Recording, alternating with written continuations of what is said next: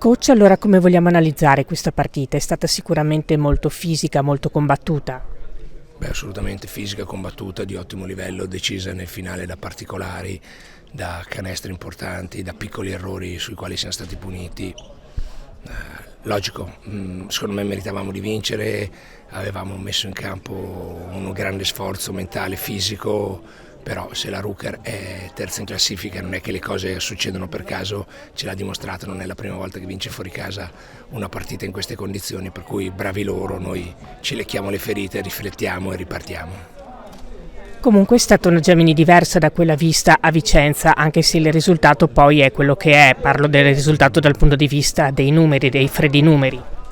Beh sì, mi sembrava al minimo che non fossimo quelli di Vicenza. A Vicenza abbiamo giocato obiettivamente molto male, in merito anche degli avversari che hanno giocato con un'energia pazzesca, con una intensità pazzesca e ci hanno proprio preso a calci nel sedere. Oggi a tratti l'abbiamo fatto noi, poi ripeto, non si è riusciti a portare a casa una partita che probabilmente avremmo meritato di chiudere a nostro favore.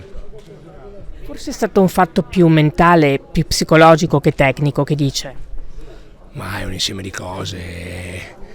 La parte fisica, la parte tecnica, la caratura degli avversari, piccoli dettagli, errori su cui gli altri ti hanno puniti, momenti di incertezza, una somma di piccole cose che porta poi alla conclusione di un grande risultato. Adesso tempo di leccarsi le ferite come ha detto lei ed è già tempo di pensare alla prossima. Beh certo, il sabato sera siamo a Legnano in casa dei primi in classifica, dobbiamo ricompattarci dal punto di vista mentale, ristrutturarci tecnicamente per prepararci alla prossima partita, recuperare al meglio dalle fatiche di questa e andare a giocare. Galmarini sembrava avesse in mano solidamente la partita, invece poi che cosa è successo in particolare nel secondo tempo? Sì, stavamo giocando una grande gara fino alla fine del terzo quarto, poi abbiamo avuto 2-3 minuti di sbandamento nel quarto che probabilmente è stato un calo fisico mentale, loro hanno fatto 3 triple importanti e sono rientrati in un amen, poi alla fine purtroppo gioca il fatto che noi non siamo in un periodo di troppa fiducia. Ci siamo forse spaventati e loro hanno preso ovviamente fiducia rientrando subito, alla fine abbiamo fatto quel calo mentale che ci ha condannati. Quindi un fatto più psicologico che tecnico, che dici? Sì, secondo me sì, perché comunque avevamo dimostrato fino a quel momento di poter tenere sia in difesa che giocare bene in attacco. Quindi ci è mancato quella concentrazione, quella lucidità nei momenti che contavano alla fine, mentre loro ce l'hanno avuta. È stato un derby e c'era pressione anche da questo punto di vista. Beh, sicuramente, poi appunto noi venivamo da una brutta sconfitta in un altro derby con Vicenza e quindi in casa volevamo riprenderci, dimostrare che comunque c'eravamo, che non eravamo quelli di sabato e quindi sì, un po' di tensione ovviamente c'era, però la tensione fa parte anche del gioco.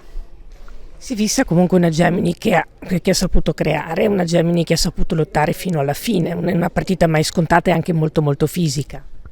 No, ma secondo me noi abbiamo fatto una bella partita. Dispiace per il risultato, per averla lasciata andare, perché ci eravamo messi anche in difesa, avevamo fatto grandi difese per i primi 3 quarti, secondo me noi siamo stati superiori in tutto a loro. Purtroppo l'ultimo quarto ci ha condannato. Prospettive per la prossima gara adesso, dal punto di vista anche mentale?